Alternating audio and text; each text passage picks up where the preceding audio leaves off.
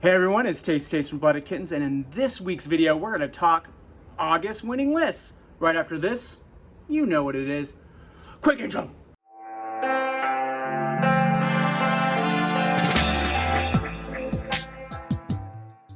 Hello everyone. In this video, we take a quick look at the top 10 Warhammer 40k armies for the month of August 2022. But before we jump in, here are some of the ground rules for how we determine the best armies. First, we take any ITC event with at least 28 players and 5 rounds. Second, we take a look at the top 3 armies for those tournaments, taking into account lists with multiple factions. Then we compare this to the previous month's results. August saw 35 events with 105 lists, and back at number 1, moving up 2 spots, are the Tyranids with 20 of those lists.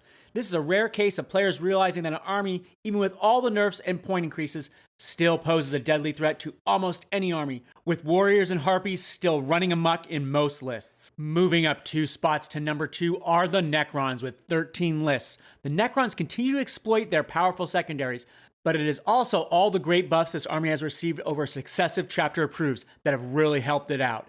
The Silent King is really the only auto take for this army, but lists fluctuate between going heavy into Lich Guard or all into Destroyers to get the job done. Falling just 1 spot to number 3 are the Adeptus Sororitas with 9 lists. It is hard to understand why this consensus quote-unquote best army isn't dominating the meta. But for Sisters, it might be a combination of fewer players have access to the models, along with other armies having an equal secondary game and making the games devolve into a battle of attrition. Still, I can't see the Sisters of Battle falling out of the top 3 for the foreseeable future. Falling from first place last month 3 spots to number 4 are the Eldari with 9 lists. The Eldari, who are like Tyranids, rely on a good old boogeyman army to win games. Most players have dropped Craftworld and gone exclusively with Harlequins. Most Harlequin lists seem to have made the easy pivot from now taking Sky Reavers that replace the new cost-prohibited Void Reavers. Holding steady at number 5 with 7 lists are the Chaos Space Marines. As more players figure out the ins and outs of this army, it seems that while Abaddon lists are easiest to work with, it turns out that Creations of Bile might be the big winner, with the highest placings coming from this faction within a faction, thanks to the great traits and the easy to complete Legion faction specific secondary. Much to my surprise, and jumping back into the competitive game at number 6 with 7 lists are the Imperial Knights. I'm not really sure what's going on here, but the army might be benefiting from fewer Sisters players and Tau players, and the ability to stand up against attrition armies who just don't have the firepower to take them out. Whatever the reason it is, it's good to see the big boys doing well in the current meta. Next, falling back 1 spot are the Tau Empire to number 7 with 5 lists.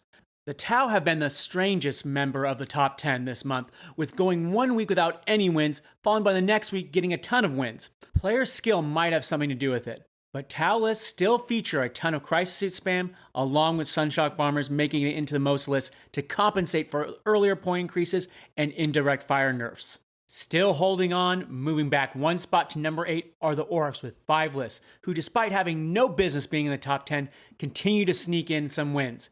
The retroactive unnerfing has certainly helped, and along with solid Gaz Goth lists, the army is very playable and fun to boot. At number 9 with 5 lists are the Thousand Sons. Thousand Sons still pack a punch, as you cannot deny the 2 typical blocks of Scarab Terminators being very good. We are though seeing some innovation in the army, as people are starting to take Warp Flamer Rubric Marines, who can do some really nasty Alpha Strike goodness along with potential Overwatch deadliness. Rounding out the top 10, and at number 10, and returning to the list, are the Death Guard with 4 lists. Death Guard, similar to Thousand Sons, have seen a renaissance thanks to Plague Marines getting all those free war gear upgrades, making them quite killing machines.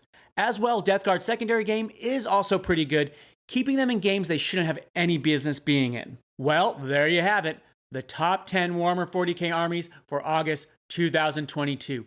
Falling out of the top 10 from July were the old powerhouse armies of Adeptus Custodes and Drukhari. For September, we will see if the Chaos Demons make any dent in the meta. But the better bet is to see if Chaos Demons help propel Chaos Space Marines to the top tier instead. As always, if you want to see more of this content, please leave a comment, hit the thumbs up button, subscribe, and bell icon. Thanks for watching.